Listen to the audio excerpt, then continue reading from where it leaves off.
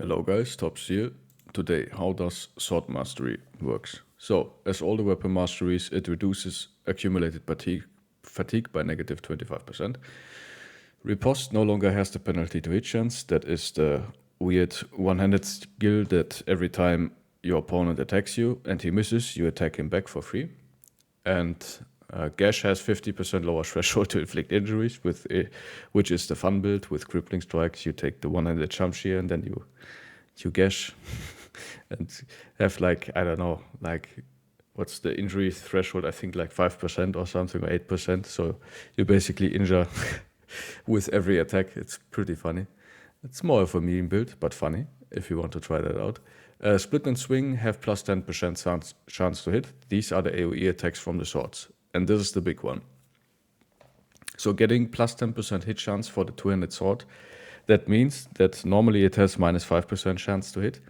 But because you get plus 10, you have plus 5% chance to hit with your AoE. And normally AoE always has negative chance to hit or neutral chance to hit. And Sword Mastery is the only mastery where your AoE has additional chance to hit. So for bros with low melee attack, great swords are excellent with Sword Mastery. Also, you need the fatigue reduction. So, yeah, let's go in the game really fast and check out my sword guys. There are two builds that I constantly do. One is the sword duelist. One is the great sword. And I think the sword duelist is the best build in the game, considering that you can technically make any bro into this build. So that's why I think it's probably the best one. But first, the greatsword. For me, I like to have the greatsword on my flank, so I can take a bro who doesn't have that much melee skill, but still pretty good other stats, and put him on the flank, and then he can defend himself versus 3 opponents with the AoE, right? It's also fine to put him in the mid formation, so he can stab constantly. But I like them on the flank.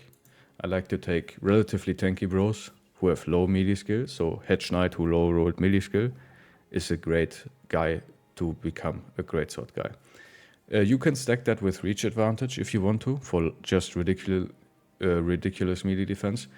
The good thing about this build is it's relatively flexible. You can take a lot of perks to fix the brother's defense and sacrifice output in order for increased defense. So you can skip like Berserk or Killing Frenzy to get a reach advantage or something.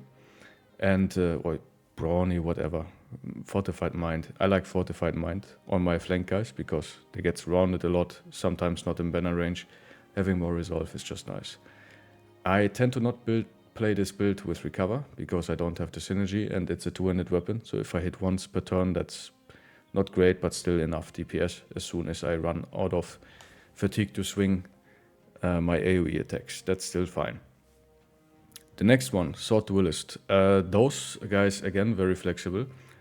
The one-handed sword has plus 10% hit chance, so sometimes I do fast adaptation, sometimes I don't. Again, this build is super flexible, because you can just do fast adaptation, some stat perks, and you can make any brother into this build, every brother. I remember Horst, the Sword Duelist, I made a video about him. He was two-shotting chosen after he became a drunkard with his famed Shamshir, so... That guy was a beast. A random ass rat catcher with like 80 melee skill, two-shotting Chosens. That's something. And surviving the Chosens, by the way. So, as you can see, you just want to have some initiative. Thieves are excellent because they have high base defense. So you stack high base defense plus initiative with dodge and you have like 60 defense or something. So you have a fast guy who goes first. In a lot of cases, you can also play with Relentless to just make sure that this guy goes first all the time. Up to you. It's basically similar to the Dagger Duelist, just yeah, a little bit more focused on fast adaptation and making a garbage bro into something useful, right?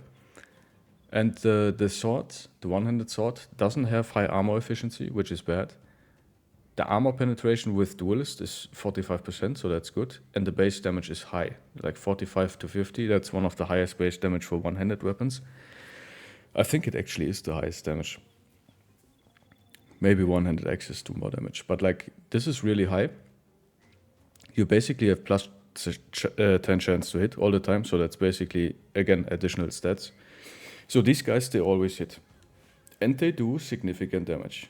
Like, swords are no joke against, especially against all of these low armor, low HP opponents.